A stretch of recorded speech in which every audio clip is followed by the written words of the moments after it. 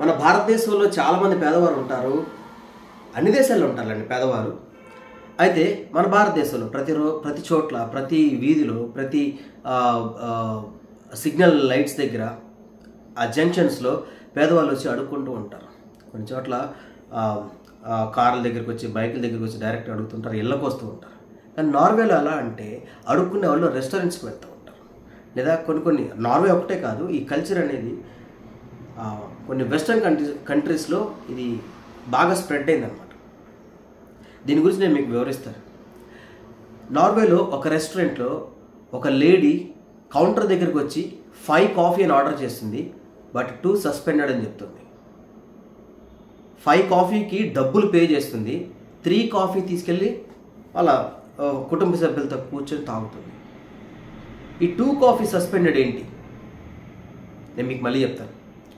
ఈలోపు ఇంకొక అతను వచ్చి 5 మీల్స్ 2 సస్పెండెడ్ అని చెప్తాడు. 3 మీల్స్ తీసుకెళ్ళిపోతాడు, 5 మీల్స్కి డబ్బులు కడతాడు.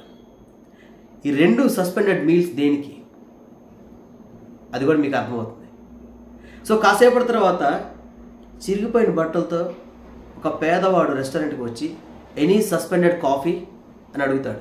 వెంటనే కౌంటర్లో ఉన్న లేడీ ఎంతో గౌరవంతో నిలబడి అతనికి ఆ వేడివేడి కాఫీని అందిస్తుంది అనమాట.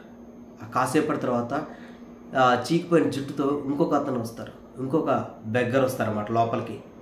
ఎనీ సస్పెండెడ్ మీల్స్ అని అడిగితే వెంటనే వేడివేడి అన్నం ఆ వాటర్ బాటిల్ తీసి అతని చేతికి ఇస్తుంది. ఏంటిదంతా అంటే, ఎవరైతే రెస్టారెంట్కి తినడానికి వస్తారో ₹1 ఎక్కువ ఉన్న వాళ్ళు ఈ సస్పెండెడ్ కాఫీ లేదా సస్పెండెడ్ మీల్స్ లేదా suspended water bottle, suspended cool drink, ఇవన్నీ కూడా పేదవారి కోసం ఎవరో ముక్కు మొహం కూడా తెలియదు, వాళ్ళు ఎలాంటి వాళ్ళో తెలియదు, ఆ పేదవారి కోసం ముందుగానే వీళ్ళు సస్పెండెడ్ మీల్స్కి సస్పెండెడ్ కాఫీకి డబ్బులు కట్టేస్తారు. ఎవరైనా వస్తే ఇవ్వండి అని చెప్పేసి. ఈ కల్చరు వెస్ట్రన్ కంట్రీస్ అన్నిట్లో చాలా చోట్ల వ్యాపించింది.